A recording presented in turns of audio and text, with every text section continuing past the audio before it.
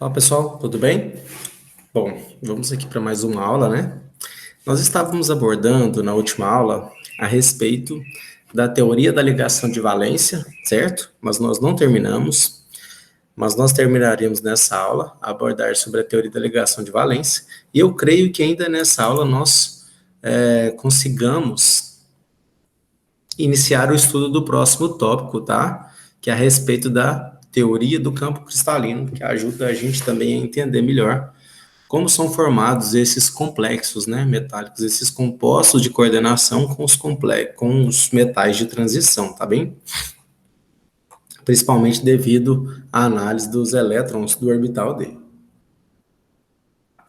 Como eu tinha comentado com vocês, nessa aula então, agora nesse final da teoria da ligação de valência, nós entenderemos mais como que são formados os orbitais híbridos pela teoria da ligação de valência, né? Que foi essa teoria proposta ali nos anos 1920, 1930, se eu não me engano, né? Acho que foi isso mesmo, com Hitler e London, que desenvolveram essa teoria, tá? Já falamos um pouco das funções de onda, de todas as características de hibridização de orbitais, e essa parte de hibridização de orbitais foi proposta devido ao fato de não conseguirem explicar a formação, tá? E a estrutura, a geometria das moléculas observadas para os compostos de coordenação apenas com a sobreposição dos orbitais P, D, F, tá? S, P, D e F. Então surgiu-se essa teoria dos orbitais híbridos, que eu já falei com vocês, e agora a gente vai entender um pouco melhor, analisando a configuração eletrônica dos metais de transição na formação desses complexos de coordenação, tá bem? Então, eu vou fazer o compartilhamento com vocês dos slides para a gente continuar abordando este assunto.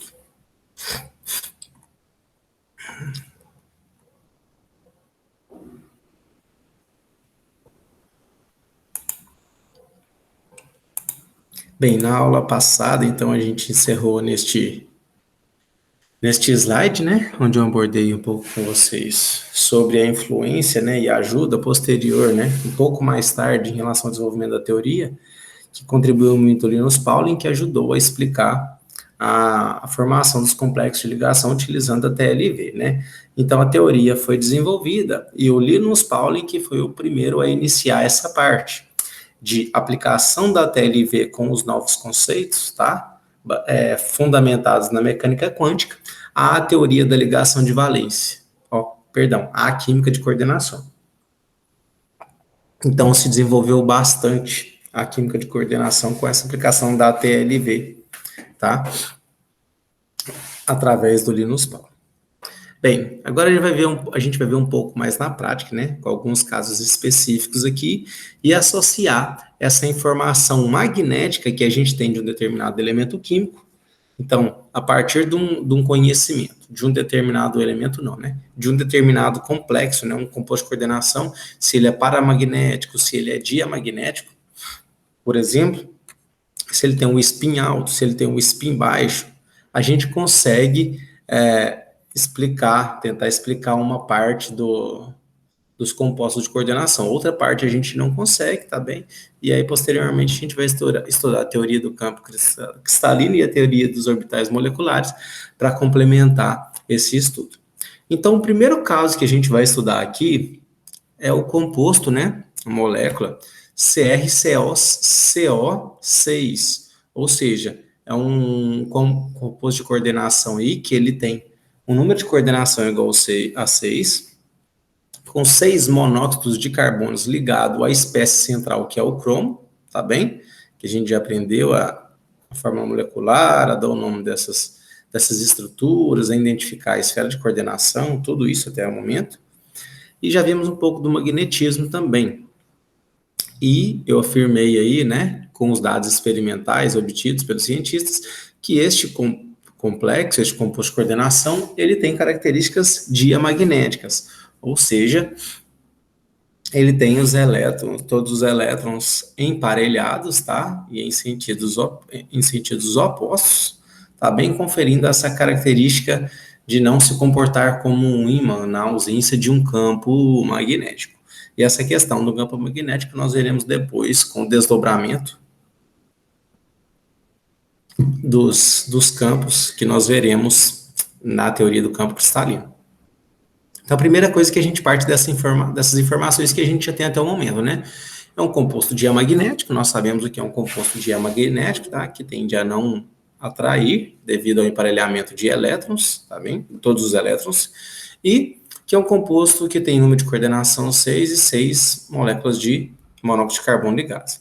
A gente vai analisar, então, como que esse metal, no caso aí do nosso exemplo, o cromo, ele se liga a essas 6 moléculas de gás de monóxido de carbono, devido à teoria dos orbitais híbridos, né, desenvolvida pela teoria da ligação de valência. Então, baseados nessa teoria e o conceito de hibridização de orbitais, nós entenderíamos agora como que esse composto é formado, tá bem? Vocês me perdoam um pouco pela voz, eu acho que tô um pouco gripado, tá? Ou início de gripe, por isso a voz acho que tá um pouco diferente, e essa tosse também. Bem, então a configuração do cromo é a seguinte, né? 1s2, 2s2, 2p6, 3s2, 3p6, 4s1, 3d5. Lembrando, né, que nesse caso do cromo, a gente já estudou isso anteriormente, né? Quando nós vimos os metais de transição, que aqui, teoricamente, seria 4s2, né, 3d4. Porém, o semi-preenchimento dos orbitais d com um elétron de cada, né, um elétron em cada um dos 5 orbitais d, torna mais estável o composto, diminuindo assim a energia, deixando apenas um elétron no orbital 4s1. Tá? Então, no caso do cromo, ele é uma daquelas anomalias que a gente estudou lá atrás, devido ao fato de formar uma configuração mais estável do diagrama de energia de acordo com a distribuição dos elétrons que a gente viu anteriormente, tá bem? E aqui, se a gente pega essa última parte da configuração eletrônica do metal de transição, que é o quê? É o que interessa para a gente para formar as ligações químicas, né? Então, a gente vai estudar essa parte aqui, ó, 4s1, 3d5, tá bem? Se a gente pega essa parte, 4s1, 3d5, nós temos o quê? Ó, no estado fundamental, o átomo de cromo, ele tem 5 elétrons, tá? Um em cada orbital dos 5 orbitais D, então por isso aqui o 3d5. 4s1 com mais um orbital, tá bem? Ó, com mais um elétron no orbital, todos desemparelhados. E temos aqui na sequência, né, possíveis orbitais que nós teríamos na sequência para qualquer elemento químico, mas, teoricamente, eles não existem se eles não forem ocupados, tá bem? Como nós já desenvolvemos até aqui, como é de um conhecimento básico. Então, estão ali os níveis de energia, mas eles só existem se forem ocupados. Por quê? Para um orbital existir, precisa do elétron descrevendo aquele comportamento dele naquele orbital, naquela região do espaço, tá bem? Então, nós podemos colocar o quadradinho aqui, a representação 4p0, por exemplo, mas a gente vê que não tem nenhum elétron. Mas vocês já vão entender por que eu coloquei esse 4p0 aí, vocês vão entender melhor agora. Quando a gente está no estado ativado do cromo, né? Lembrando uma coisa aqui, que o cromo, nesse caso aqui, ele não tem carga, tá bom? Por quê? As espécies aqui, ó, se o complexo não tem carga e essa espécie aqui, ela não tem carga, então é porque o metal não tem carga. Ele está, por exemplo, no estado de oxidação 0. Tá bem? Isso é muito importante. A gente vai ver alguns exemplos depois ali que eles têm cargas e vai dar um pouco de diferença. Então, a gente está analisando aqui o cromo no estado fundamental. Agora, a gente vai analisar ele no estado excitado. O que acontece aqui no estado excitado? Cada elétron destes aqui, ó, este elétron e este elétron, eles vão emparelhar aos outros 3 elétrons para atingir o nível de mais baixa energia, aliás, de mais alta energia, que é o estado ativado, o estado excitado. Por que isso acontece? Porque a gente sabe que ele tem característica diamagnética, ou seja, todos os elétrons têm que estar emparelhados, tá? Então, o que acontece nesse caso aqui, ó, ao emparelhamento, este elétron, por exemplo, vem para cá, tá? Para emparelhar com este outro. Este elétron aqui vem emparelhar com este outro, tá? E este outro elétron vem emparelhar aqui com este primeiro. Não tem necessariamente uma ordem de emparelhamento. Qual que emparelha com qual? Isso não importa pra gente, não tem, tá bem? Sempre os de mais baixa energia vão emparelhando. Então, o que importa pra gente é que nós temos 6 elétrons, né? No cromo aqui, na camada de valência dele, tá bom? Isso é o que interessa pra gente. 3 elétrons no nível 3D, 5 elétrons no nível 3D e 4 no nível 4s, tá? O orbital 4s, no nível 4 e orbital s. Bom, quando eles ficam emparelhados, então, no estado ativado, nós temos o quê? 2 orbitais vazios, que eu vou destacar aqui para vocês, ó. Nós temos esses 2 orbitais que ficaram vazios, que são orbitais D, tá? Do nível 3. Um orbital 4s, que fica vazio, sem elétrons, e 3 orbitais 4p que ficam vazios, ou seja, eles estão vazios, eles estão sem a presença de elétrons, tá? Então quer dizer que eles podem ser ocupados, tá bem? Mas eles não são ocupados como orbitais atômicos, assim, eles são ocupados como orbitais híbridos. Eles se juntam para formar orbitais de mesmo nível de energia. Lembra que a gente conversou anteriormente, explicou lá na parte que a gente observou dos metanos, de formação dos orbitais híbridos, sp3, aqui nós temos 6 ligantes, certo? Então vamos supor que cada um destes monóxido de carbono, com o seu par de elétrons, né, para fazer a ligação, eles ocupariam cada um desses. O que a gente observaria? Nós observaríamos ligações com comprimentos e energias diferentes. Por quê? Um monóxido de carbono ocuparia aqui, o outro monóxido de carbono ocuparia esse orbital vazio, o outro monóxido de carbono este, o outro este, o outro este e o outro este. Nós teríamos, então, aqui 3 ligações com uma característica de energia e de comprimento de ligação. Aqui nós teríamos uma diferente nesse orbital 4s, porque eles estão em níveis de energia diferente, ou seja, distanciados do núcleo, né? Maneira diferente, consequentemente, sendo atraídos de maneira diferente em relação aos orbitais 4p, e estes dois aqui 3D, ou seja, nós teríamos aí 6 ligações, mais 3 tipos de ligações diferentes, ou seja, daria uma estrutura um pouco bizarra e meio distorcida, né? Vou colocar uma palavra bizarra aqui no meio, não é um termo técnico, mas para que vocês entendam melhor. Daria uma figura muito distorcida, tá? Uma geometria que não corresponde à geometria observada por composto. E mesmo porque, olha que estranho, se o monóxido de carbono é o mesmo ligante, como nós teremos 3 ligações diferentes, 3 tipos de ligações nas 6 ligações? Não é estranho? Se há a mesma espécie ligando com o mesmo metal, as 6 ligações deveriam ser iguais, né? E no caso, como a gente viu, a estrutura seria um octaedro. Então, o que foi proposto pela teoria? Essa questão da hibridização de orbitais. Então, propuseram o seguinte, Linus Pauling aplicando aos compostos de coordenação, né, com que o Reiter e outros cientistas desenvolveram, e o London e outros cientistas desenvolveram, falaram o seguinte: nós temos 6 orbitais vazios, 2D, 1s e 3p, que o monóxido de carbono pode ocupar. Se eles podem ocupar esses 6 orbitais, desses 6, vamos misturar, juntar os orbitais, né, a proposta da teoria, e formar 6 novos orbitais com o mesmo nível de energia, que são orbitais híbridos. Então, se a gente mistura aqui, 2 orbitais D, 1 orbital S e 3 orbitais P, o que nós temos? Nós temos orbitais D2sp3, tá bem? Que é o obtido. Então, nós temos 6 orbitais híbridos do tipo D2sp3, tá?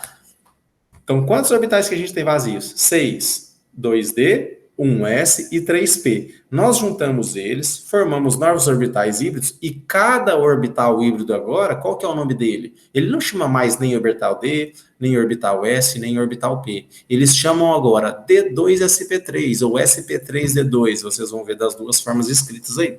O que importa é que se uniram 2 orbitais D a 1s e mais 3p e formaram 6 orbitais D2sp3. Então, agora, cada um destes 6 orbitais novos formados aqui, tá bem? Cada um destes aqui chamam D2sp3. Então, temos 6 orbitais D2sp3.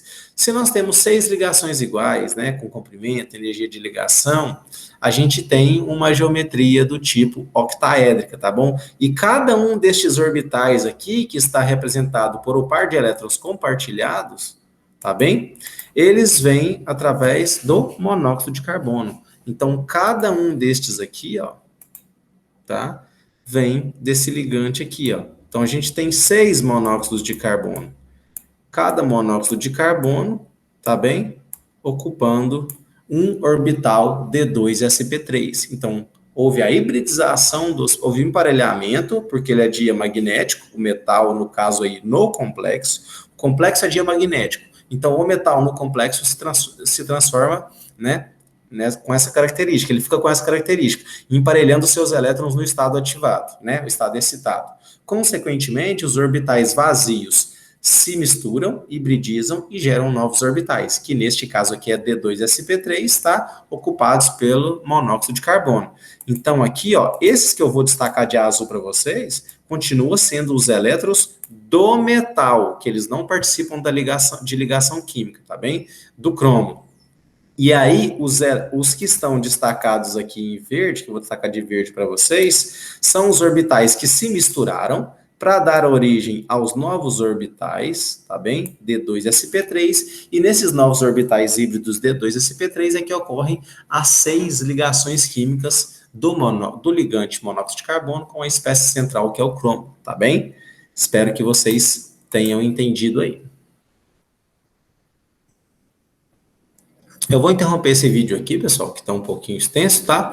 E na próxima nós continuamos abordando este conteúdo. Aí nós abordaremos aqui, ó, o ferro, tá? Com 5, então a gente já percebe que vai dar uma estrutura diferente, que não são 6 ligantes, eles são 5 ligantes aqui e ele também tem característica diamagnética. Nós veremos também alguns paramagnéticos, tá? Na sequência. Veremos diversos tipos para vocês entenderem bem, tá? Então, no próximo vídeo, a gente vem, só para não ficar um tempo muito longo, nós voltamos a abordar, tá? Este conceito aqui com outro composto, com outro exemplo.